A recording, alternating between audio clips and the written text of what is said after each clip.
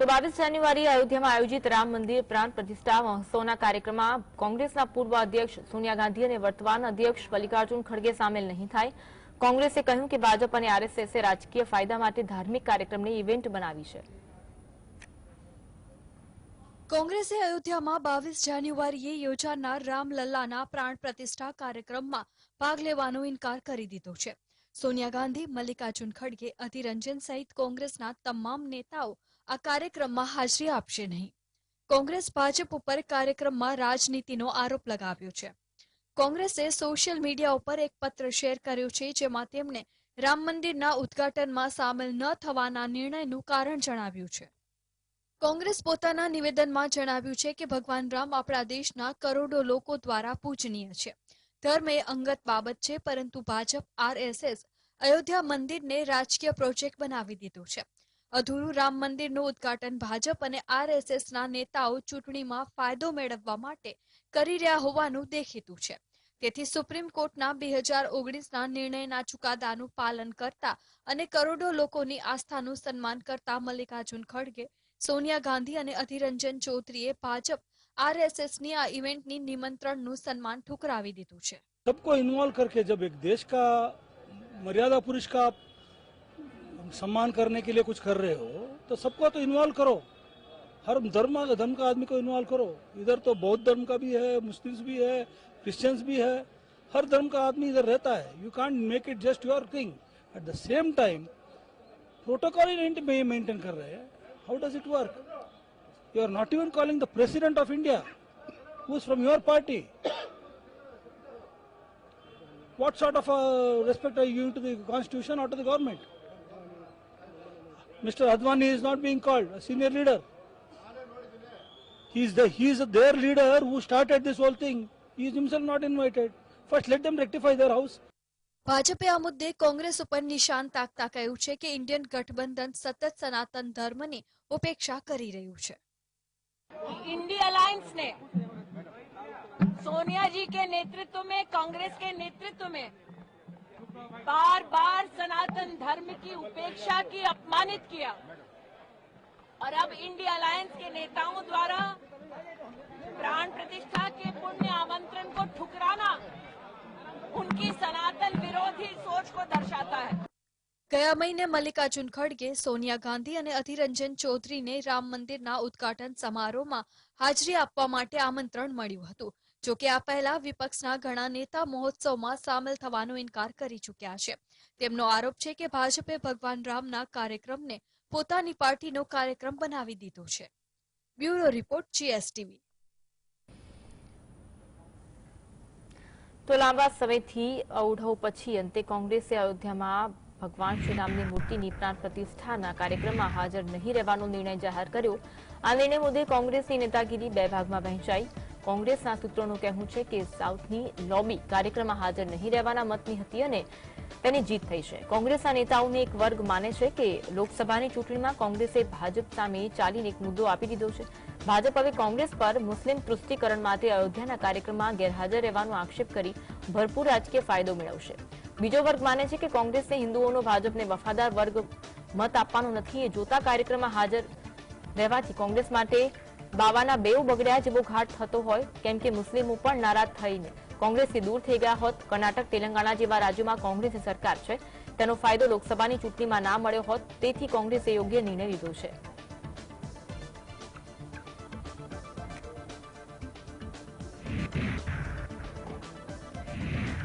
અયોધ્યામાં 22મી જાન્યુઆરીના રોજ રામ મંદિર પ્રાણ પ્રતિષ્ઠા કાર્યક્રમ યોજાવા જઈ રહ્યો છે. અમૃતસરની શ્રી દુર્ગિયાના કમિટીએ ટ્રકના માધ્યમથી લંગરની સામગ્રી અયોધ્યા મોકલી આપી. દુર્ગિયાના મંદિર સમિતિના મહાસચિવ અરુણ ખન્નાએ જણાવ્યું કે દુર્ગિયાના કમિટી 14 જાન્યુઆરીથી 28 ફેબ્રુઆરી સુધી મકર સંક્રાંતિ સુધી લગભગ 4000 થી 5000 શ્રદ્ધાળુઓ અને ખાસ કરી હિન્દુ સંતોને લંગર ઉપલબ્ધ કરાવશે. તેમણે કહ્યું કે ઘી અને લંગર સિવાય બેકરી, શાકભાજી સહિત તમામ વસ્તુઓ અયોધ્યાના બજારમાંથી ખરીદવામાં આવશે. તેમણે કહ્યું કે 4 LED પણ અયોધ્યા લઈ જવામાં આવશે અને ત્યાં કમિટીના કાર્યોને દર્શાવવામાં આવશે. હું ખૂબ ભાગ્યશાળી છું કે મને આ જવાબદારી મળી. હું શ્રીરામ મંદિરના ભક્તો માટે આ કામ કરી રહ્યો છું. हमारा जो 14 जनवरी से मकर संक्रांति से और 28 फरवरी तक जो लंगर की सेवा हमें श्री दुर्गाना कमेटी को मिली है, उसमें लगने वाला सब सामान सिर्फ हम चीनी उधर से लेंगे, बेकरी का सामान, बिस्कुट वगैरह सब उधर से लेंगे, और हरी सब्जी जो है वो सब्जी मंडी से लेंगे। उसके अलावा जो भी सामान, दाल, चावल, आटा, जो भी घी, वो सब जो है, और सारा जो हमारा वहाँ प्रिपरेशन है देसी घी से बनने वाला है, तो देसी घी से ही लंगर बनेगा। और 4000 से 5000 तक जो है सब तीर्थ यात्रियों की सेवा हम करेंगे। લોકસભા ચૂંટણી પહેલા મહારાષ્ટ્રમાં ઉદ્ધવ ઠાકરેને વધુ એક ઝટકો લાગ્યો। મહારાષ્ટ્ર વિધાનસભાના અધ્યક્ષ રાહુલ નાર્વેકરે શિંદે સહિત શિવસેનાના 16 ધારાસભ્યોની ગેરલાયકતાની અરજીઓ પર ચુકાદો આપતા કહ્યું હતું કે વિધાનસભામાં શિંદે જૂથ અસલી શિવસેના છે। ચૂંટણી પંચ સમક્ષ રજૂ કરવામાં આવેલા રાજકીય પક્ષના બંધારણને માન્ય ગણવામાં આવશે। અમે ચૂંટણી પંચ પાસેથી પાર્ટીના બંધારણની નકલ માંગી હતી, તેમણે અમને ઉપલબ્ધ બંધારણની નકલ આપી હતી। પાર્ટીનું માત્ર બંધારણ ચૂંટણી પંચ પાસે છે। ચૂંટણી પંચે પોતાના નિર્ણયમાં એમ પણ કહ્યું હતું કે વર્ષ 2018ના સંશોધિત બંધારણ તેમના રેકોર્ડમાં હાજર નથી, આ માટે વર્ષ 2018ના પાર્ટીના સંશોધિત બંધારણને માન્ય ગણવામાં આવશે તેવી ઠાકરે જૂથની માંગણી સ્વીકાર શકાય નહીં।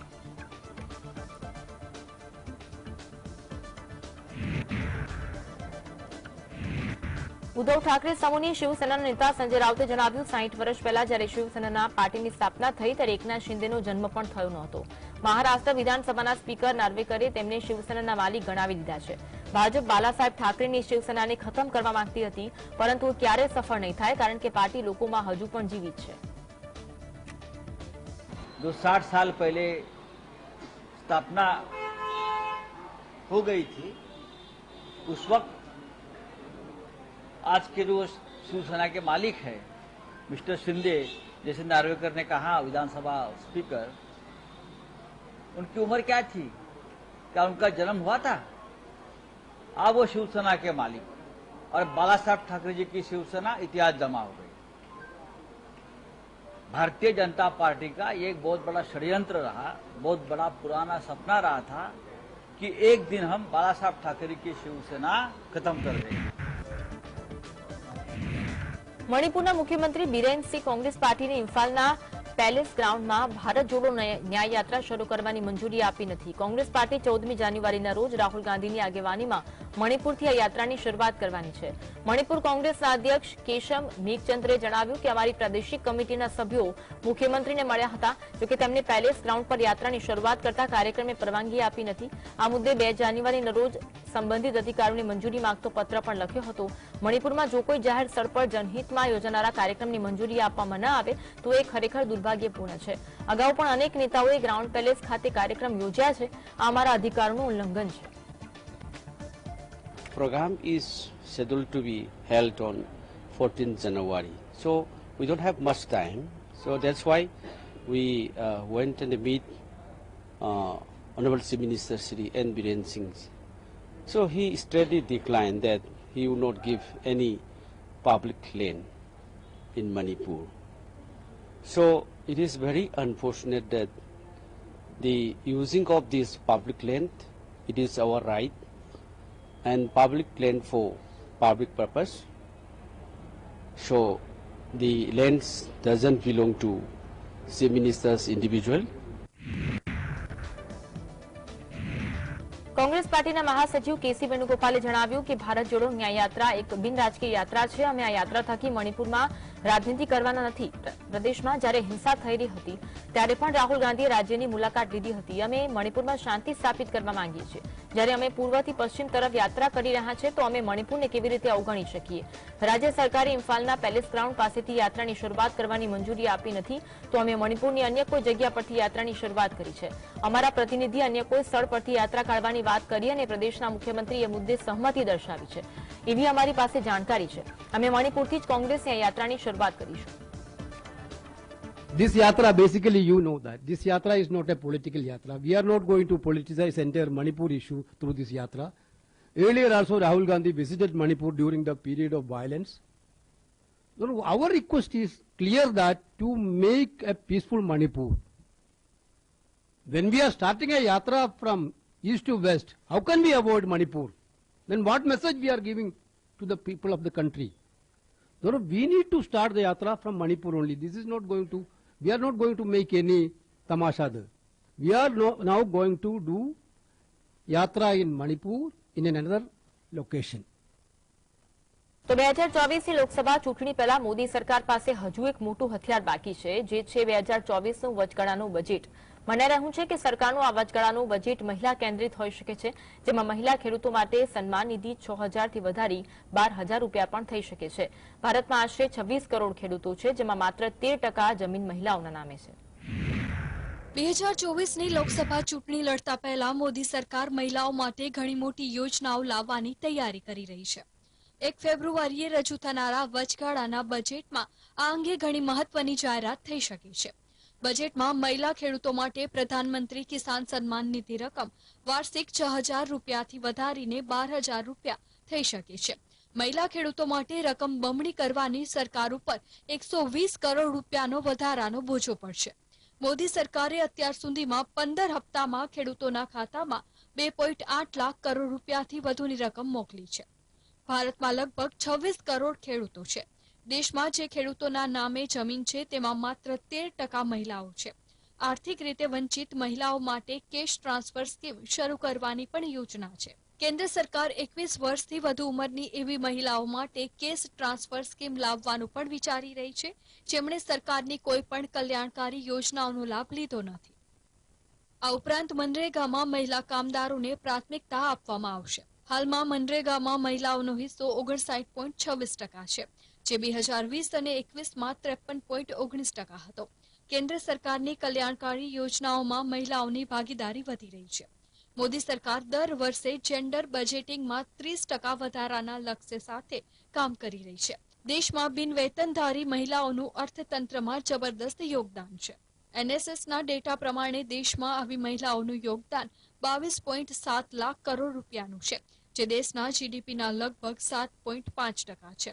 મતદાન ક્ષેત્રે પણ મહિલાઓનું વર્ચસ્વ ઝડપથી વધી રહ્યું છે.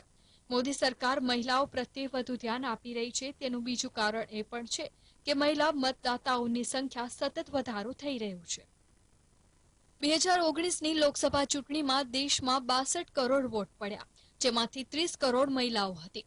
પુરુષોની સરખામણીમાં મહિલા મતદાતાઓમાં 5%નો વધારો થયો છે. 2022 અને 23માં યોજાયેલી વિધાનસભાની ચૂંટણીમાં પણ મહિલા મતદાતાઓમાં 5%થી વધુનો વધારો થયો છે. છેલ્લા 23 રાજ્યની ચૂંટણીઓમાંથી 17માં મહિલાઓએ પુરુષો કરતાં વધુ મતદાન કર્યું હતું. એવો અંદાજ છે કે 2024ની લોકસભા ચૂંટણીમાં 70%થી વધુ મતદાન થઈ શકે છે, જેમાં મહિલાઓ પુરુષોને પાછળ રાખી શકે છે. મહિલા મતદારોને આકર્ષવા માટે કેન્દ્રએ 1 લાખ લખપતિ દીદી બનાવવાની યોજના શરૂ કરી છે. સાંસદે 33% અનામત માટે એક બિલ પસાર કર્યું છે, જે 2029માં લાગુ કરવામાં આવશે. આ ઉપરાંત સસ્તી હોમ લોન આપવા અંગે પણ વિચારણા ચાલી રહી છે. Bureau report, GSTV. લોકસભાની ચૂંટણીમાં દિલ્હી અને પંજાબમાં જોડાણ માટે કોંગ્રેસ અને આમ આદમી પાર્ટી વચ્ચે ચાલી રહેલી વાટાઘાટોમાં આમ આદમી પાર્ટીએ નવી ફોર્મ્યુલા રજૂ કરી. આ ફોર્મ્યુલા પ્રમાણે કોંગ્રેસ ગુજરાતમાં 2, ગોવામાં 1 અને હરિયાણામાં 3 બેઠકો આમ આદમી પાર્ટીને આપવા તૈયાર હોય તો આ પંજાબમાં 7 બેઠકો કોંગ્રેસ માટે છોડવા તૈયાર છે. બંને પક્ષના નેતાઓ વચ્ચેની બેઠકમાં દિલ્હીની 7 બેઠકમાંથી કોંગ્રેસ 3 અને આપ 4 પર લડે, જ્યારે પંજાબની 13 બેઠકમાંથી આપ 7 અને કોંગ્રેસ 6 બેઠકો પર લડે તેવી દરખાસ્ત આમ આદમી પાર્ટીએ મૂકી. કોંગ્રેસે આ દરખાસ્ત સ્વીકારી નથી, કેમ કે પંજાબમાં કોંગ્રેસ 2019માં જીતેલી 8 બેઠકમાંથી એક પણ બેઠક છોડવા તૈયાર નથી. સૂત્રોનું કહેવું છે કે પંજાબમાં પોતાનો હાથ ઉપર રહેતો હોય તો ગોવા, ગુજરાત અને હરિયાણામાં આપને બેઠકો આપવાનો કોંગ્રેસને વાંધો નથી. એ જોતા 5 રાજ્યોમાં બંને પક્ષ વચ્ચે જોડાણ નક્કી છે.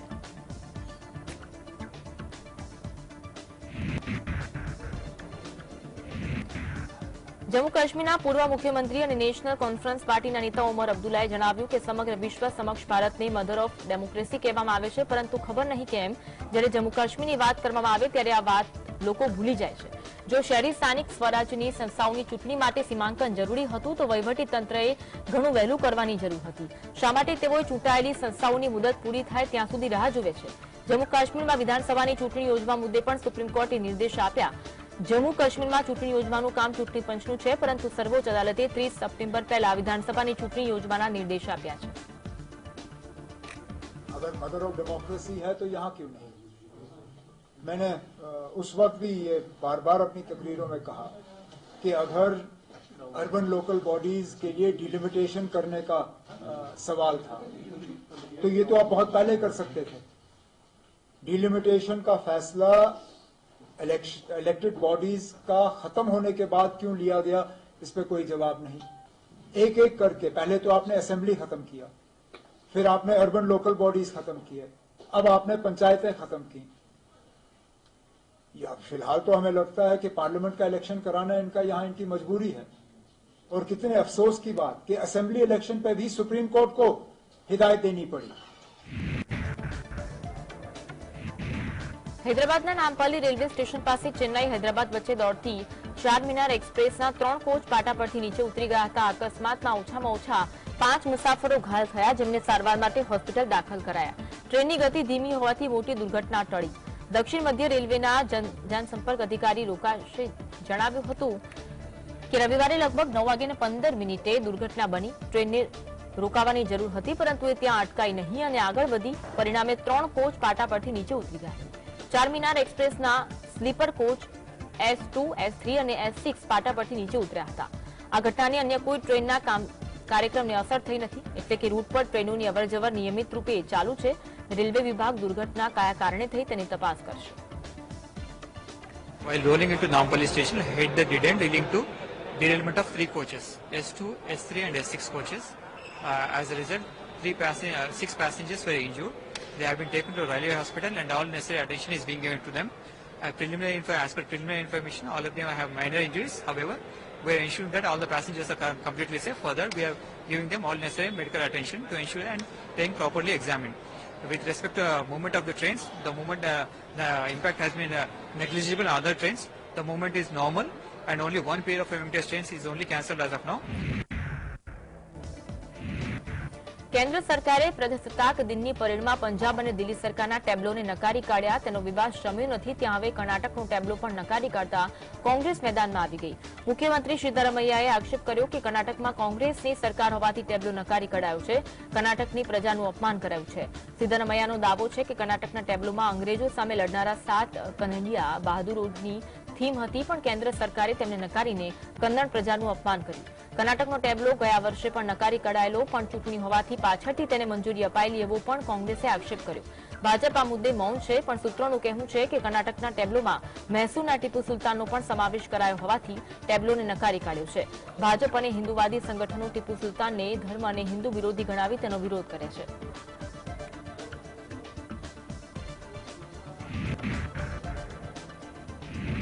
ઉત્તર પ્રદેશમાં ચૌધરી યોગરાજસિંહ અને રાકેશ ટિકેતના પરિવારો વચ્ચે સમાધાન થતા જયંત ચૌધરી રાષ્ટ્રીય લોકદળ લોકસભાની ચૂંટણીમાં તેનો ફાયદો મળવાની આશા રાખી રહી છે।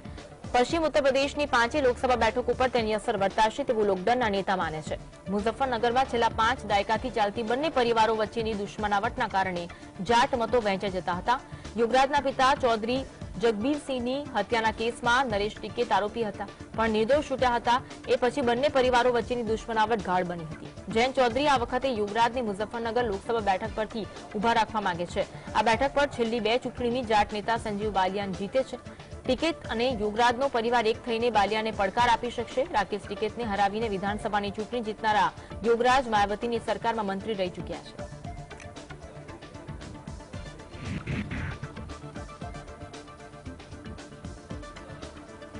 દેશમાં કોરોનાના કેસમાં ફરીવાર વધારો થયો। કેન્દ્રીય આરોગ્ય મંત્રાલય તરફથી જાહેર કરવામાં આવેલા આંકડા પ્રમાણે દેશમાં છેલ્લા 24 કલાકમાં કોરોનાના નવા 605 કેસ નોંધાયા। જોકે આ સમયગાળા દરમિયાન કુલ 4 દર્દીઓના મોત થયા। કેરળ અને કર્ણાટકમાં 2 વ્યક્તિઓનું બીમારીના કારણે મોત થયું। છેલ્લા ઘણા દિવસોથી દેશમાં 500 થી 700 વચ્ચે કોરોનાના નવા કેસ નોંધાયા છે। દેશમાં 8મી જાન્યુઆરી સુધીમાં કોરોનાના નવા વેરિયન્ટ JN1ના 819 કેસ સામે આવ્યા। મહારાષ્ટ્રમાં JN1ના સૌથી વધુ 250 કેસ નોંધાયા। કર્ણાટકમાં 199, કેરળમાં 148, ગુજરાતમાં 36 મામલા સામે આવ્યા। દેશમાં કોરોનાના એક્ટિવ કેસની સંખ્યા ઘટીને 3919 પર પહોંચી।